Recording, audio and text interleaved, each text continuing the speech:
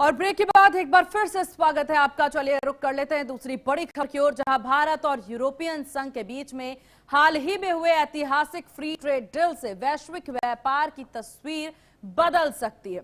27 जनवरी 2026 को हुई समझौते को भारतीय प्रधानमंत्री नरेंद्र मोदी और ईयू की अध्यक्ष उर्सुला वॉन ने मदर ऑफ ऑल डील्स बताया था।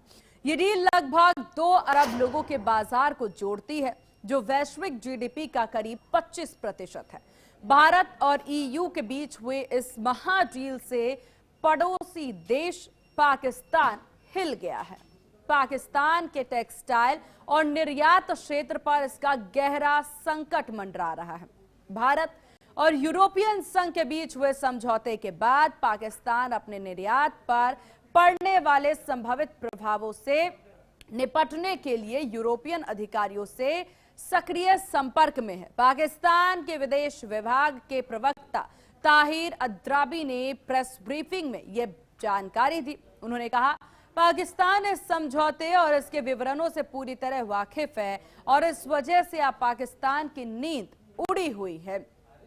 जरा देखिए, भारत और ईयू ट्रेड डील के बाद से पाकिस्तान कितना बर्बाद होगा, इससे कितना फर्क पड़ेगा, ये जानने की कोशिश कर लेते हैं। हमारे साथ ब्रह्मदीप अलूने जी बने हुए हैं, विदेश मामलों के जानकार।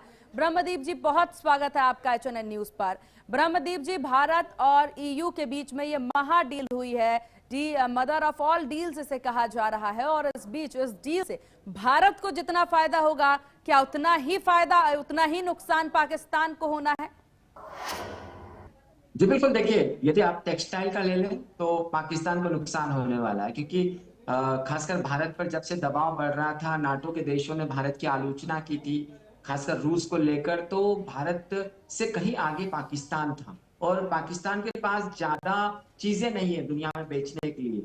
तो टेक्सटाइल जैसा बहुत बड़ा मार्केट होता है, जो बांग्लादेश, भारत, पाकिस्तान जैसे देशों के बीच एक कड़ी प्रतिस्पर्धा भी होती है। लेकिन जैसे ही भारत और ईयू की डील हुई है, तो अब पाकिस्तान के हाथ पैर फूलने लगे, क्योंकि उनकी टेक्सटाइल जो पूरी इंडस्ट्री वो बर्बाद हो सकती है। और यही कारण है कि पाकिस्तान के जो वहां के उद्योगपति है, उन्होंने अपनी सरकार से गुहार लगाई है। इसका कारण भी है, आप देखिए, जो टैरिफ को लेकर कोई भी चीज का महंगा होना या सस्ता होना, इस पर डिपेंड करता है कि जिस मार्केट में जा रही है वो जो देश है वो कितने कर लगा रहा है। लेकिन जब आप करों से छूटी दे देते हैं, तो जाहिर सी बात है कि चीजें सस्ती होगी और उनकी गुणवत्ता अच्छी होगी।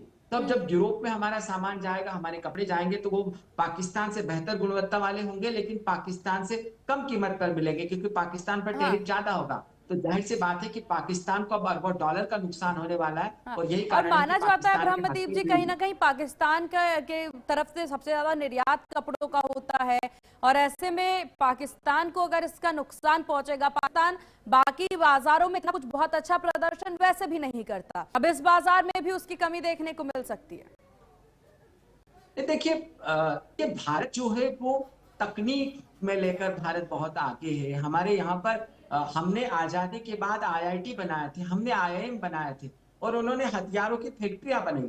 तो भारत के जो तकनीशियंस है, या भारत के जो इंजीनियर्स है, भारत के जो वैज्ञानिक है, भारत के जो डॉक्टर्स है, उनसे वो पाकिस्तान जो है वो उनसे कभी मुकाबला कर ही नहीं सकता। पाकिस्तान से कम 2 जनरेशन पीछे है।